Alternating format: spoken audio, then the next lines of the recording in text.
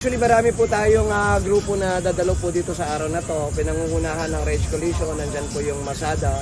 Nandito rin po kami, mga DRS o Duterte Rider Supporters, yung devs at napakamarami pa pong mga parallel groups. Yung DRT will also be coming and hopefully the GIL and some religious group will also be attending to us. At lahat po ng sumusuporta sa ating mahal na VP Sara Duterte, they will be also coming over to participate yung peaceful assembly natin and yung prayer vigil natin later on in the afternoon. Para sa pyramid is concerned, wala po kaming na-monitor na nag-apply ng permit. But just the same, bibigyan natin ng pagkakataon ng ating mga kababayan, of course, malayang pagtitipon, and we will always observe maximum tolerance. Pababayaan natin sila as long as wala naman silang nilalabag na batas. Let them express their what they want to happen.